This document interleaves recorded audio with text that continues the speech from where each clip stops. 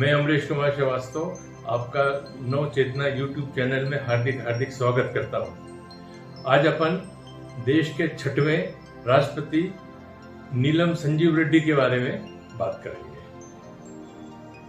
नीलम संजीव रेड्डी जी का जन्म 19 मई 1913 में पंचकुलम में हुआ था।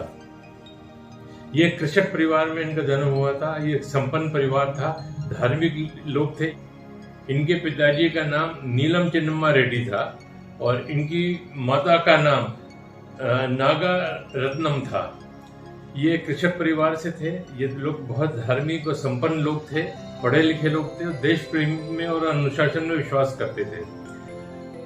रेड्डी जी का विवाह 8 जून 1935 में नागारत्नम में संपन्न हुआ। नागारत्नम इनकी वाइफ का नाम था। नागारत्नम से इनका विवाह हुआ, जिससे इनकी एक पुत्र और 3 पुत्रियां थीं।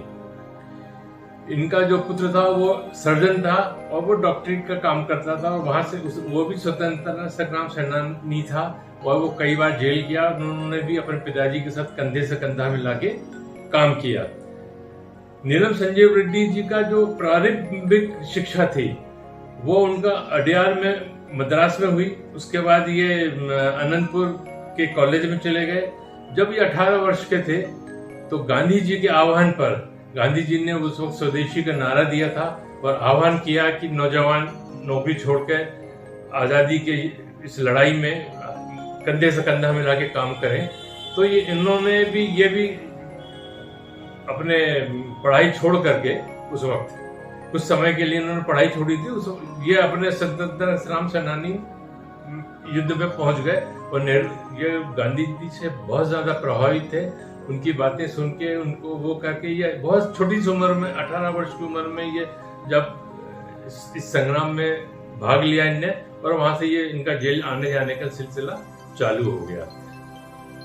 1936 में ये यूथ कांग्रेस के सदस्य बन गए और इन्होंने सक्रिय भाग लेना शुरू कर दिया। 1936 के बाद ये विभिन्न कांग्रेस के विभिन्न पोस्टों पर रहे। इन्होंने बखूबी उसका निर्वाह किया।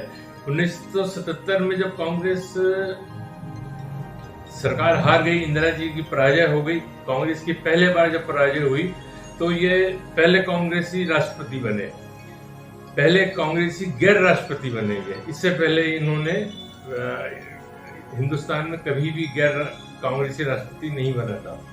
1969 में ये पहले ऐसे कांग्रेस के उम्मीदवार थे जो चुनाव हार गए थे।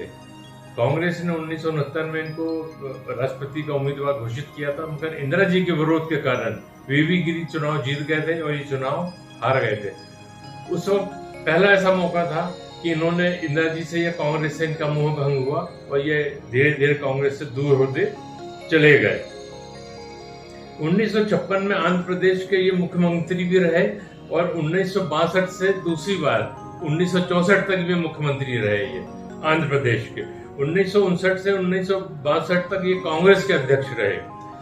1951 में ये संयुक्त मद्रास के वन, मध्य और आवासीय मंत्रालय में इन्होंने देखा, उसके ये मंत्री रहे। मगर 1951 के बाद इन्होंने उसको उस पद से त्यागपत्र दे दिया और ये आंध्र प्रदेश कांग्रेस कमेटी के अध्यक्ष के लिए चुनाव लड़े और ये उसका चुनाव जीते। इन्होंने एन.जी. रंगास्वामी को चुनाव में हराया। इसी समय ये अखिल भारतीय कांग्रेस कमेटी के कार्यकारिणी सदस्य भी बने और संसदीय बोर्ड के सदस्य भी ये नॉमिनेट हुए। 1964 में ये केंद्रीय राजनीति में आए और लाल बहादुर शास्त्री के मंत्रिमंडल में ये खान एवं इस्पात मंत्रालय इन्होंने देखा और इसका भी इन्होंने बखूबी निर्वाह किया। 1964 में ये राज्यसभा के लिए मनोनीत हुए और 1964 में ये राज्यसभा के सदस्य बन गए।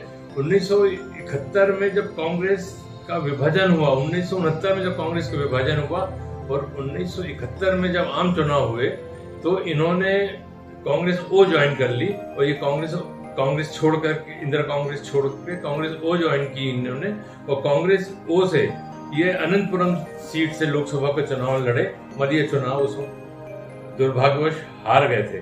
1977 में ये जब जनता पार्टी बनी, उस वक्त पहले जनता पार्टी बनी थी, उसके बाद जनता पार्टी का जब बिखराव हुआ तो फिर भारतीय जनता पार्टी और अन्य दल बन गए थे।